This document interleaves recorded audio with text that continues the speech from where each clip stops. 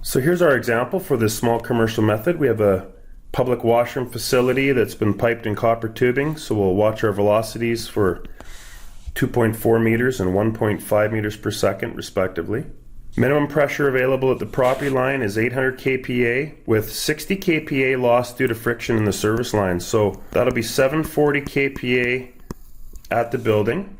Now the PRV has been set to 500 kPa, so here's our PRV here. We'll make some subtractions for losses from that maximum set point of 500 kPa. We have an elevation loss of 2.5 meters, which will be 25 kPa of static loss, so we have minus 25 there. 35 kPa is the manufacturer's information on head loss through the backflow preventer, so minus 35 there as well. So that'll give us a remaining 440 kPa as a minimum residual pressure, and that will dictate the column section, if you will, of the table. And that 440 kPa will dictate which section of table 26312A that we will be using. So here's our calculations that we just did on the previous slide. We have 740 available for the water service. The PRV set point was 500 kPa, and after losses we determined 440 kPa was available for the water distribution sizing. This is a close-up of the bottom section of table 26312A. And one of the things that we see here is that there are different shaded areas available depending on what velocity is required for the system. So if we were sizing a system with, let's say, plastic tubing or something where the manufacturer allowed 3 meters per second, we could select anything in these white areas here, these unshaded areas. If we at some point determine that we need to have our velocities lower, then we'll need to slide to the right of this table. So we'll see how that affects our sizing in our example. In our system we have an 18 meter maximum length, so that's going to automatically sort of steer us to this vertical column here. Immediately under the 18 meter column there are no 2.4 meter or 1.5 meter shaded boxes, so we're going to need to be sliding to the right of this table until we meet the first box that will meet or exceed, that'll have a number that will meet or exceed our fixed unit value. So let's take a look at the drawing again. We're going to allocate some fixture loads here. We had a lavatory that was greater than 8.3 liters per minute. So those are 2 fixed units each, both hot and cold. 2 hot, 2 cold. We have some direct flush valve urinals up on this branch here. And table 2632B can be used to allocate direct flush valve urinal loads. So the first urinal, we will allocate 20 fixed units, 15 for the second, 10 and 8. So the total load at B will be 35 fixed units, and at C will be 53 fixed units. So that's how that affects that bank loading of direct flush valve fixtures. Down here we have direct flush valve water closets, and on table 2632C we can find the loads for multiple water closets installed in a battery or on a bank like this. So for the first water closet we get 40 fixed units. The second one we will have to allocate 30. The third water closet, working our way back upstream, would get 20 and then 15. And then for all remaining direct flush valve water closets, we just allocate 10 fixed units each. So at D, we will have 70 fixed units for sizing the distribution line. E, we will have 105, because it's the total of all the downstream loads. And at F, we'll have 145 fixed units. Okay, so we're starting to determine some of the loads on all these distribution lines here. At G, we have cold line for 5 lavs, so G is going to be 10 fixed units. That'll be 2.4 meters per second, because that's a cold copper line.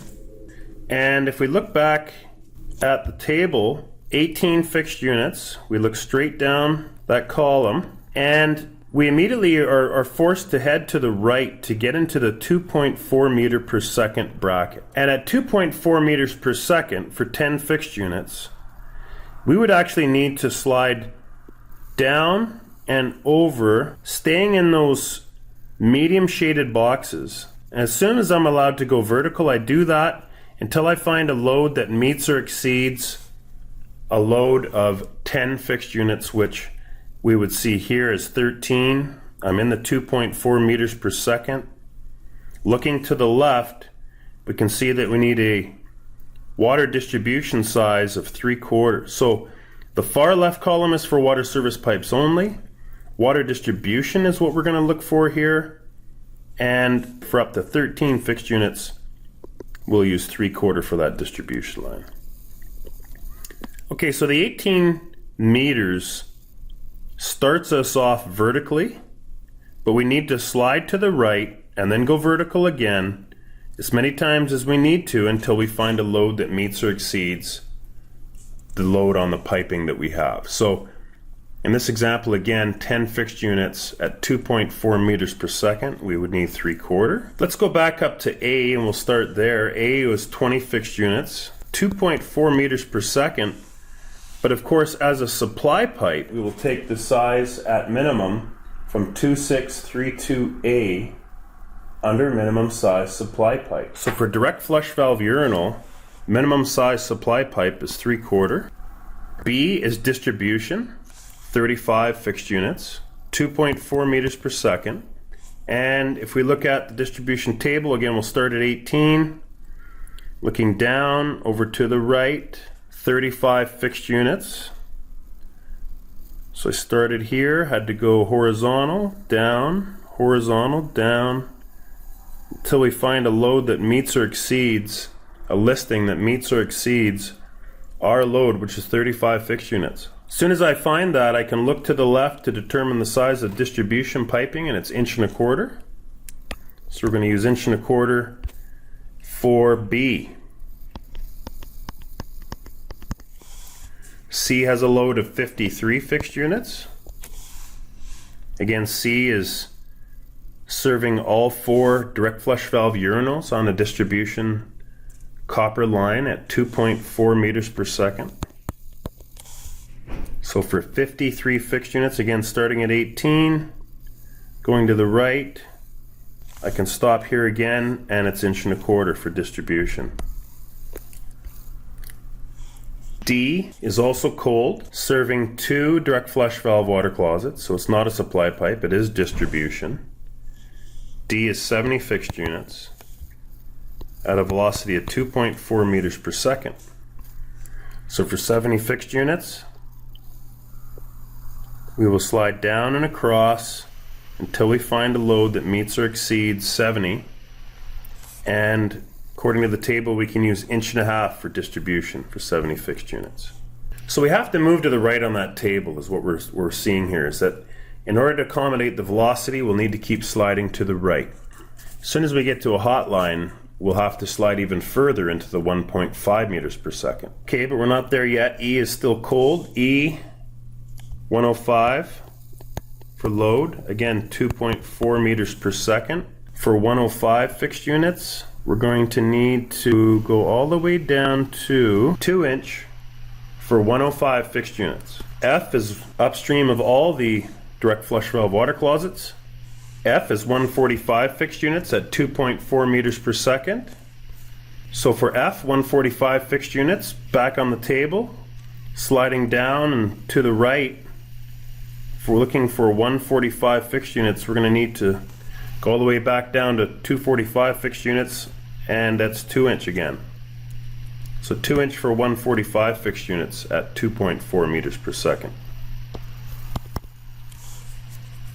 Okay, we've already done G, and we can move down to H. So H is supplying hot to 2 lavs.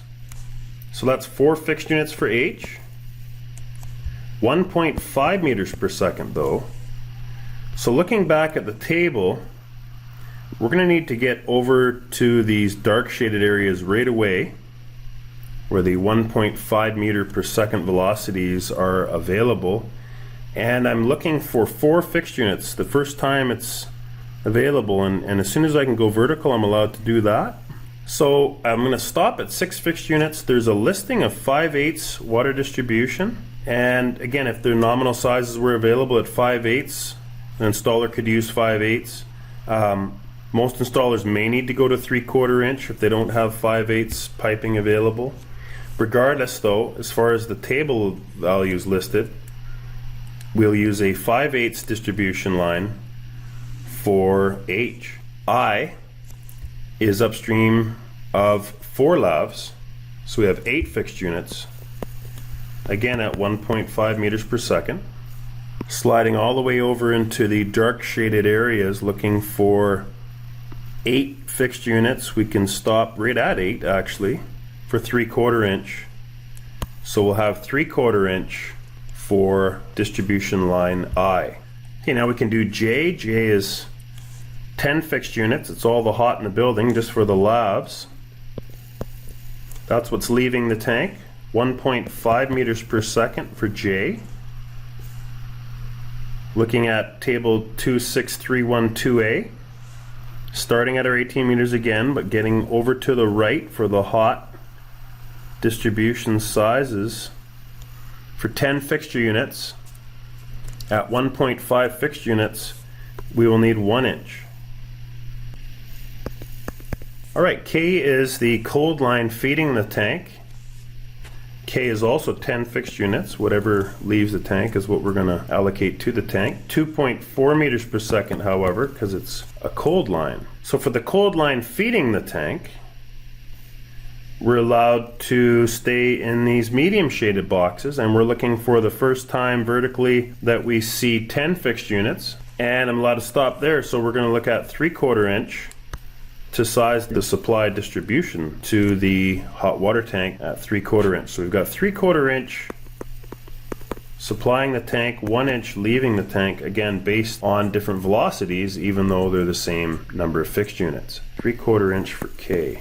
L is the total load of everything downstream of that point other than the hot load, because we've already picked that up at K. So remember, immediately upstream of the tank's connection, it's all the cold only fixtures plus our fixtures that were fed with hot and cold, but we're only going to count those once. So the total hot is 10 fixed units. So it's a load of the hot water tank plus any cold only downstream of that point. And for the total cold only, we have 53 for the urinals plus 145 for the water closet. So that's a total of 208. Remember, we only need to feed those lavs 2 fixed units total. So it's either 2 cold total, 2 hot total, or 1 of each.